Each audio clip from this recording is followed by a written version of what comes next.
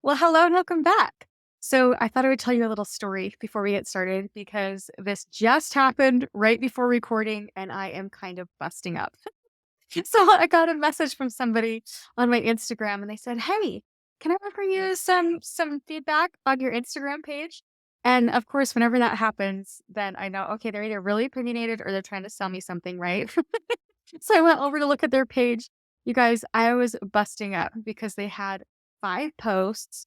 I think they were following, like, 21 people, and they had 55 people following them, and here's the kicker, you guys. They're not even following my page. They aren't even following my page, and then they wanted to send me a message to give me feedback on the content that I'm putting out there, and I was just busting up. I thought that was the funniest thing ever. So I want you to know that everybody on the planet is going to have their opinion about how it is that you're showing up in the world. And the truth is, your opinion is the only one that matters. So, anyway, I just thought that was hilarious and I had to share. So, today we're going to be talking a bit about how to manage emotions. Now, people who are more sensitive or empathetic than other people's, they oftentimes are more aware of other people's emotional state. They are very good at reading tone, microexpressions, and body language. And while they might be accurate in what another person is feeling, oftentimes they actually misattribute the reason why that person is feeling the way that they are feeling.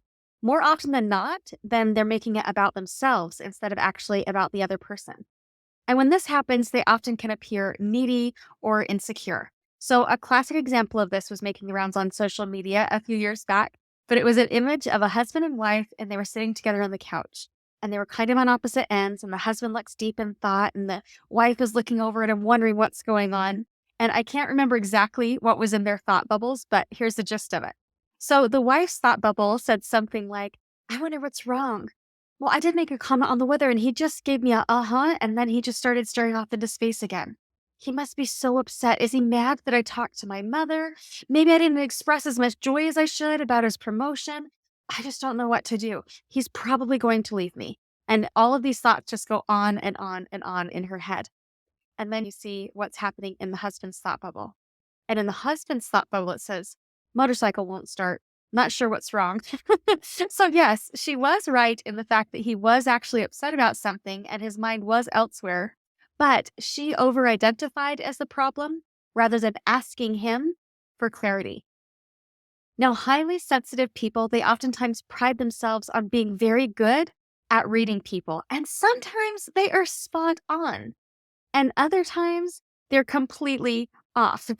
So first, let's kind of play out this motorcycle scenario with the husband and wife. So let's say that the wife continues to believe her story, that she must have done something wrong, and she also continues to remain silent. And she's assuming what's wrong rather than actually asking him. So soon her insecurity starts to show, right? She's trying to play it cool, but after a while, she's telling herself the story so frequently that she starts to believe it. She starts to get anxious, and then her insecurity starts to show. So it starts out by being hyper vigilant. She's cleaning the house top to bottom. She's making his favorite food for dinner. And then she even tries to cuddle up to him. And then she starts to cry. And she might even look at him and say, "Why are you so upset with me?" And then he might feel totally blindsided. He wasn't even thinking about her in that moment. He's thinking about the motorcycle, right? So he might say, "Wait, what? What is happening? We're fine. I love you. What is going on?" And now he's more than likely trying to help to manage her emotions. And rather than actually talking about the original problem, the motorcycle, then now they're in a big fight, essentially about the story that was happening in her head and why he wasn't talking to her and why he's so distant. The list just keeps going on. And it's all because she has that story in her head of insecurity, and she's made up this story around why he's distracted and why he's not fully present with her. Now, what I want you to recognize in this example is that essentially she was trying to manage his emotions for him. She can see he's upset. So she's trying to manage his emotions by cooking and cleaning and cuddling. But really, this all became a mess because she was actually unable to manage her own emotions. She got sucked into the story in her head rather than regulating these emotions. And then she began to spew all of the emotions that she was having around the story in her head all over her unsuspecting husband. And it kind of created a big mess, right? Okay, so let's play around with a few more examples. So let's say that you're at a family gathering and you notice your sister Mary sitting alone and a little bit distant. So, as somebody who's really quite tuned into emotions, you immediately pick up on her discomfort and you start thinking, oh no, did I do something to upset her? Maybe she's mad because I didn't compliment her dress earlier. Did I unintentionally ignore her? Now, in reality, Mary might just be lost in thought about a work project, but here you are crafting an entire drama in your head about your assumed role in her mood. And soon you find yourself tiptoeing around her, offering snacks, and desperately trying to lift the mysterious cloud that might not even exist. Okay, here's another example. Now let's imagine that you're at a social gathering with your friend Alex, and he seems to be pretty quiet. So your sensitivity radar goes off, and then you start weaving this story in your head. Did I say something offensive? Maybe I should have invited him to the event last weekend. Does he regret being friends with me? So meanwhile, Alex is simply having a low energy day. And then your assumptions about the friendship, they start creeping into your behavior. So then you're becoming overly accommodating, apologizing for these imagined offenses, and inadvertently turning a casual hangout into a highly emotional ordeal. Now, sensitivity to emotions can sometimes lead us down a rabbit hole of overthinking and misinterpreting situations, ultimately creating unnecessary drama and stress, and actually adding even more emotional weight to the very person whose weight we are trying to alleviate. It is so easy to just assume what's going on for people. And the majority of us are not psychic. So, why do you do this internal story writing? There are a few reasons. It might be due to childhood conditioning. For example, maybe you had to become super sensitive to other people's emotions while growing up in order to help keep yourself safe. Maybe you're conflict avoidant. So, this is the belief that any conflict is bad. So, essentially, it's a fear of conflict and then a lack of trust in actually finding a solution. It might also be because of social conditioning. So, society really reinforces the importance of being considerate and caring for others, but many people really struggle to actually communicate what is going on for them.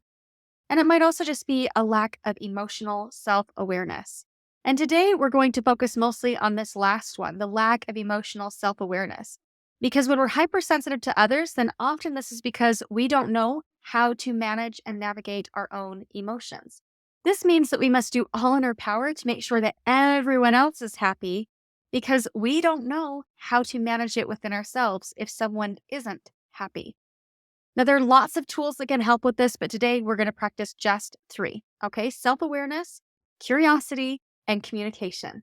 And yes, this does sound super duper simple. And it's surprising, though, that even though it sounds really simple, that this can really be challenging for some people. So, first, let's talk about this self awareness.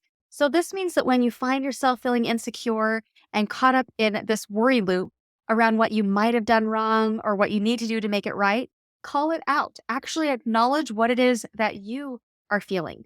And it can be really helpful and beneficial to actually name the emotions. So in this case, oh, I'm experiencing insecurity and worry. And then get really curious about why you are feeling that way.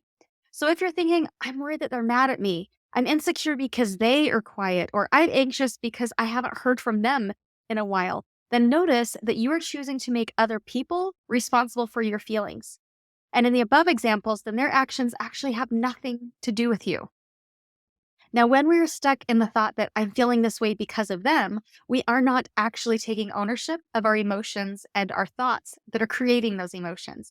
So try reframing those thoughts to be about you and your thoughts about the situation, not what they are or are not doing, but what you are making it mean.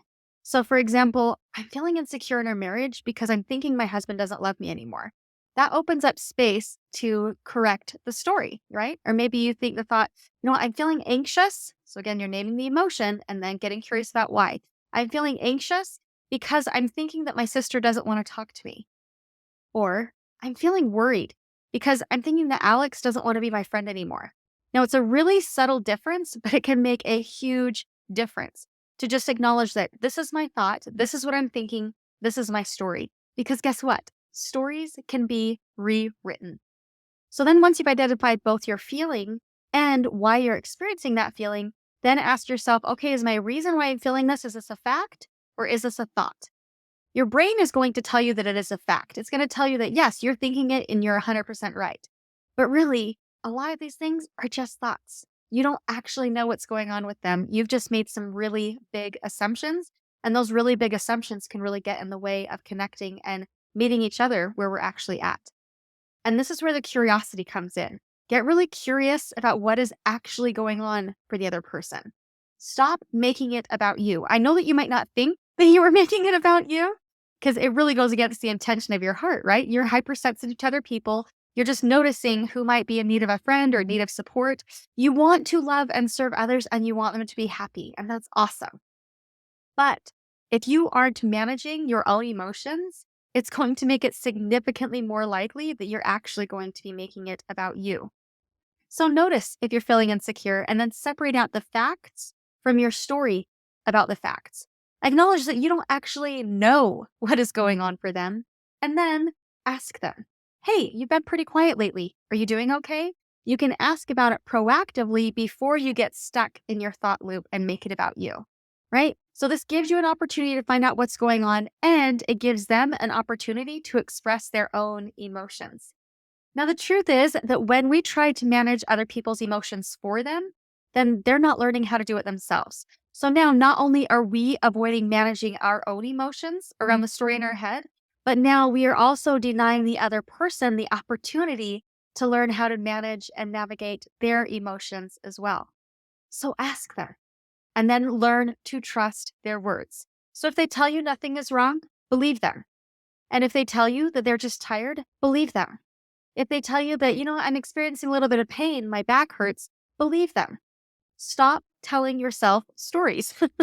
And sure, what they tell you may or may not be true, but that is not your responsibility. That is their story. They can choose to tell you the truth or not, but we are not supposed to be mind readers, right? We need to give them the opportunity to share their truth. We can trust it and then let everyone learn how to navigate their own emotions on their own. Now, highly sensitive people are very good storytellers, and their stories, they're not always accurate. We want to believe our stories because for some reason, even when the story isn't a helpful one, it still makes us feel like we have some level of control over the situation. But it's still just a story. So admit that you don't know what's going on and just ask. It is essential to recognize the pitfalls that can come with being highly sensitive and empathetic. So while we pride ourselves on understanding other people's emotions, there is a tendency to misattribute the reasons behind their feelings. And that oftentimes means making it about us and our feelings about what we think their feelings might be. And this can lead to appearing needy or insecure in relationship as we really dive into these elaborate narratives that might not even align with reality. It can really muddy up the relationship. So again, let's use the example of the husband and wife, where the husband is thinking about his motorcycle and the wife is creating a story about her. She assumed that his silence was something about her, and it turned into this cascade of emotional turmoil. The motorcycle was the actual issue, but she had over-identified as the problem, and that really seemed to create chaos in their relationship. By improving our personal levels of self-awareness, curiosity, and communication, we can create the peace that we are seeking in relationship. So acknowledge your emotions when you're feeling insecure or worried. Name them. Get curious about why you're feeling that way. Reframe your thoughts a little bit to be more about your interpretation of events rather than assuming that your interpretations are true.